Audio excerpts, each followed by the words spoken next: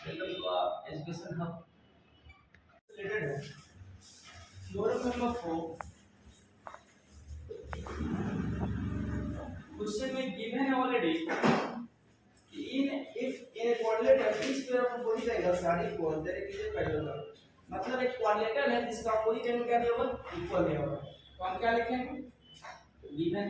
सबसे पहले क्राइटेरिया को हम फॉलो करेंगे। Given in quadrilateral ABCD in which angle है आगे क्वालिफाई ये ले लेते हैं क्योंकि हमको जो प्रूव करना है ना वही रखेंगे। हमको प्रूव करना है क्या कि ये पैरेललोग्राम शेप तो बनाएंगे वही पैरेललोग्राम का ही, लेकिन हम क्या डाल लेंगे कि quadrilateral ABCD in which angle A जो होगा A B C और D एंगल A जो है एंगल C के अपोजिट जो कि इक्वल है और angle B and angle B is equal to angle to prove theorem में ये कह रहा है कि किसी क्वाड्रिलेटरल का अपोजिट एंगल अगर इक्वल है तो आप साबित कीजिए क्या कि यह जो क्वाड्रिलेटरल है वो पैरेललोग्राम है। A B C D is a parallelogram. अब आ जाएंगे प्रूफ में। ध्यान रखिएगा यहाँ पे कंस्ट्रक्शन का भी हम कर सकते हैं बट कंस्ट्रक्शन हम वहां करेंगे जहां नीड होगी हमें। यहाँ में उस चीज की नीड नहीं है इसलिए मैं कंस्ट्रक्शन नहीं लिखा। Proof in quadrilateral ABCD in which angle A is equal to angle C and angle B is equal to angle D। ये हमारा क्या है गिवन है। सच दैट अगर हम इस दोनों को सम करें angle A plus angle B और angle C plus angle D, मतलब में क्या किया कि एंगल A और इसको इक्वेशन मान लेते हैं। अगर हम इक्वेशन मान लेते हैं adding both of them,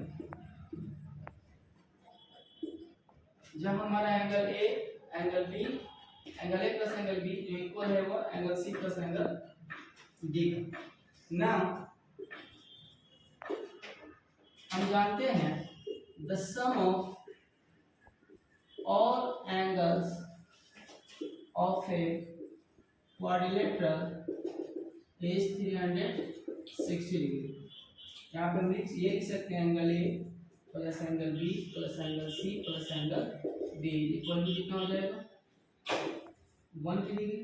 angle A plus angle B किसके बराबर में angle C plus angle D के बराबर में है, तो इसके जब हम वर्ड प्लेस करेंगे तो angle C plus angle D plus angle C plus angle D equal to 180 degree.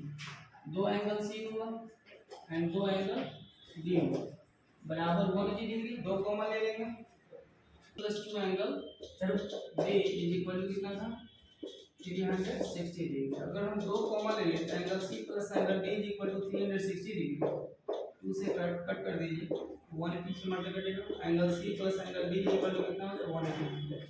अब ध्यान रखिए कि एंगल C और एंगल D का दोनों का सम आ रहा है 180 डिग्री। तो हम जानते हैं कि दो लाइन पैरेलल होगा तो वह तीन क्राइटेरिया को फॉलो करेगा, या तो उसका जो है अल्टरनेट पेयर इक्वल होगा, या कॉरस्पॉन्डिंग एंगल्स इक्वल होगा, और तीसरा या तो कोइंसिडेंट का सम 180 डिग्री होगा। तो यहाँ जो ये क्राइटेरिया को फॉलो कर रहा है जिस क्राइटेरिया को वो क्या होगा कोइंसिडेंट एंगल। कोइंसिडेंट एंगल से हैंस लेकर अकॉर्डिंग टू कोइंसिडेंट एंगल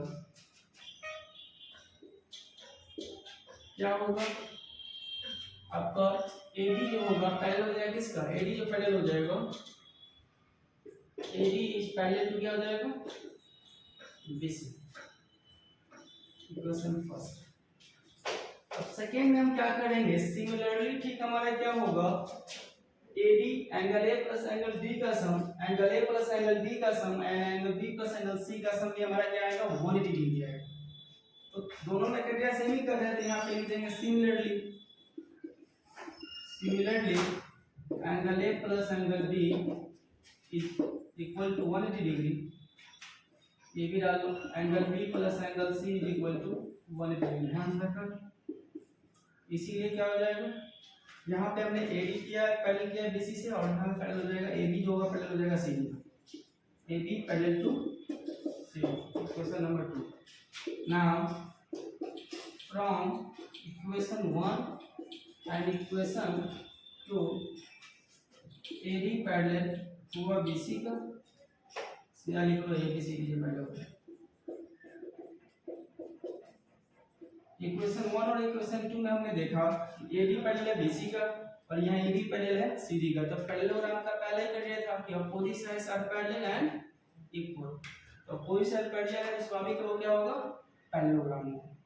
फिर नंबर 5 क्या कर रहा है कि क्वाड्रेंगल है जिसका डायगोनल जो है एक दूसरे को क्या कर रहा है, बाइसेक्ट कर रहा है, तो वो साबित करना है कि पैरेललोग्राम है। हम रखेंगे तो parallelogram.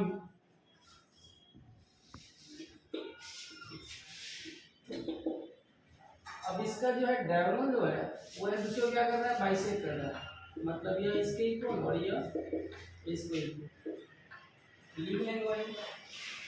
given in quadrilateral ABCD in which OA is equal to OC and OB is equal to OD. To prove ABCD is a parallelogram, consequence में भी है नहीं, कंसीडर आएंगे प्रूफ में। अब ध्यान रखिए अगर हम यह दोनों ट्रायंगल को पकड़ते हैं, इस दोनों ट्रायंगल को हम पकड़ेंगे, यह इसके साइड का इक्वल है और यह इसके इक्वल है, ठीक है। और तीसरा क्राइटेरिया कौन सा हो जाएगा, वर्टिकली अपोजिट एंगल से क्या होगा, इक्वल होगा। इससे हम ये दोनों ट्रायंगल को कैलकुलेट करेंगे तो यह एंगल इस एंगल के इक्वल में आ जाएगा और यह एंगल इस एंगल के इक्वल में आ जाएगा बाय सिम्प्लिसिटी, ठीक है। तो इससे हम क्या कर सकते हैं कि जब यह दोनों इस दोनों के इक्वल होगा तो वह अल्टरनेट इंटीरियर एंगल को सैटिस्फाई करेगा। इससे हम कह देंगे कि AB जो है पैरेलल है CD का, सेम क्राइटेरिया इसके साथ भी होगा तो सिमिलरली आ जाएगा। इससे हम लिख लेंगे क्या कि in triangle AOB and triangle COD, इसमें गिवन क्या है, OA is equal to OC जो हमारा गिवन है and OB is equal to OD, ये भी हमारा गिवन है। और नेक्स्ट हमारा यह एंगल इस एंगल के इक्वल है, किस नेम से, वर्टिकली अपोजिट एंगल से। Triangle AOB is equal to angle COD, ये हमारा वर्टिकली अपोजिट एंगल। सो इससे हम क्या कर सकते हैं कि ट्रायंगल को कैलकुलेट कर सकते हैं क्योंकि क्राइटेरिया हमको मिल गया, angle AOB calculate to triangle COD by कौन से नियम से, दो साइड और एक एंगल, साइड एंगल सर्ड। अब लगेगा CPCT, तो CPCT से हमारा क्या होता है, corresponding sides and corresponding angles होता है वो क्या होता है, इक्वल होता है। जब हम ट्रायंगल को कैलकुलेट कर देते हैं तब हमारा angle ABO is equal to angle ODC and angle OAB is equal to angle OCB by CPCT। ध्यान से कर लो, इसीलिए AB जो होगा पैरेलल हो जाएगा CD का बाय अल्टरनेट इंटीरियर। सिमिलरली हमने इस एंगल को इक्वल किया है ना, अब ठीक उसी क्राइटेरिया को इस क्राइटेरिया को फॉलो करें। ये दोनों ट्रायंगल को हम कैलकुलेट कर देते हैं तो हमारा यह एंगल इस एंगल के इक्वल होगा और यह एंगल इस एंगल का इक्वल होगा। तो similarly OAD triangle OAB congruent to triangle OCB